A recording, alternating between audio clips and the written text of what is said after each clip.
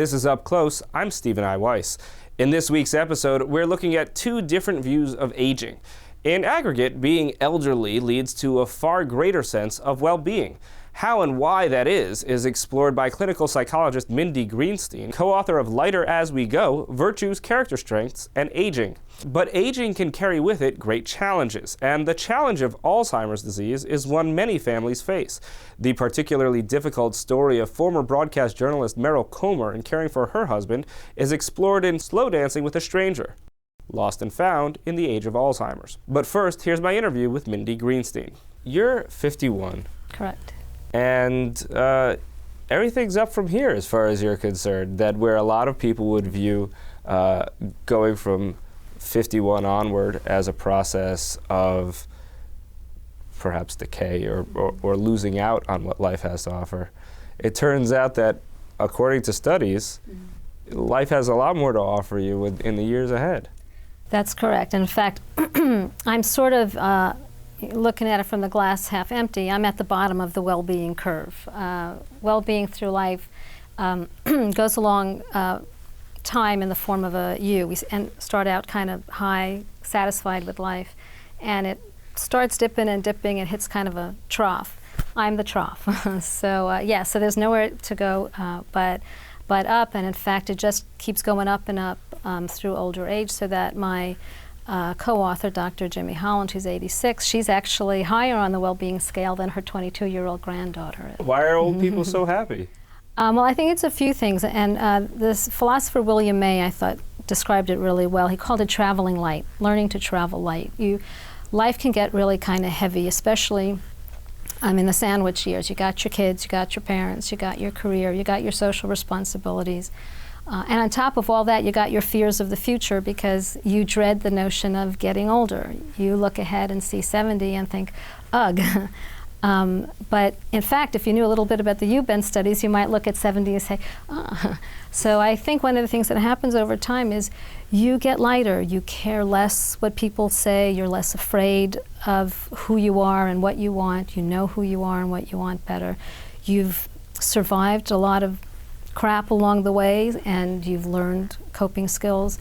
One of the things that's surprising about the shape of that U-bend, about the idea that you get as unhappy as you'll likely get in your early 50s, is that in our society overall, according to some other standards of or ideas of well-being, those should be the best years. And it's interesting because historically they used to be that way. I mean, Aristotle described the middle stage as the best stage, and for many years it was considered the best stage of life. A few things changed. For one thing, our youth-obsessed culture started going even younger in terms of what they valued as youth. But the other thing is that we have a lot on our shoulders.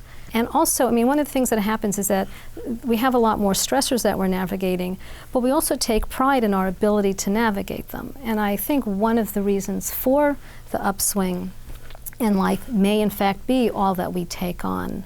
And now, a woman who's cared for her husband as he suffered from Alzheimer's for more than 20 years, Meryl Comer. Your husband was diagnosed with Alzheimer's more than 20 years ago, or had been suffering from Alzheimer's more than 20 years ago.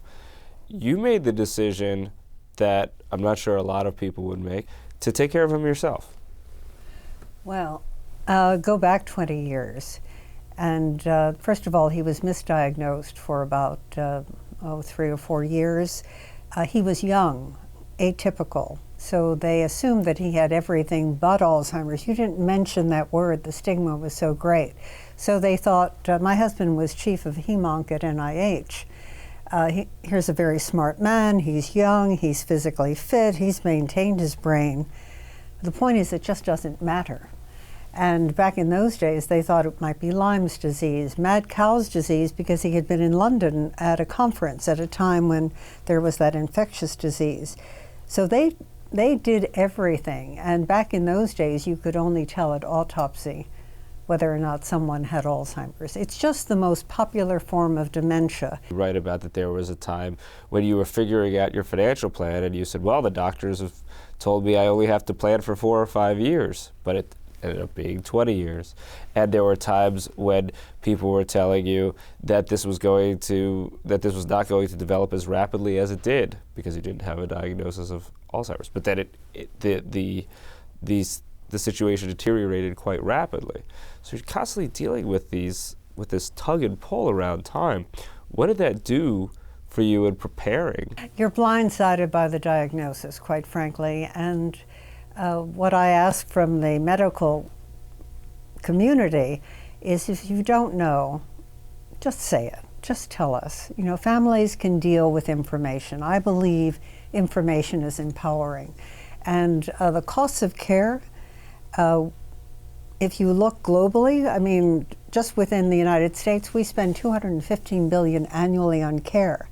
Now, any facility who might take my husband was $100,000 a year, and it's out of pocket. People assume that the government pays or Medicare pays. Medicaid will pick it up, but you have to be destitute for Medicaid. So most people are not falling in that range, but about 70% of families go bankrupt trying to take care of a loved one. At certain points, you were advised to actually divorce your husband at the same time as you wanted to care for him, because then he would have been financially destitute. You would have kind of kept all the assets. Mm-hmm. And other forms of advice that you found, I guess, morally repugnant or in some other way distasteful. I really did. It really troubled me. Elder care law really means shift your assets, protect them. Those were my options. Divorce my husband, but still take care of him. All right, that's that annoyed me. Bankrupt, you know, so he is eligible for Medicaid.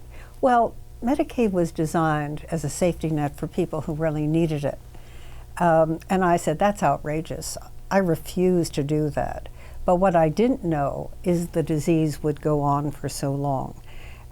Women really need to protect themselves. We had no long-term care.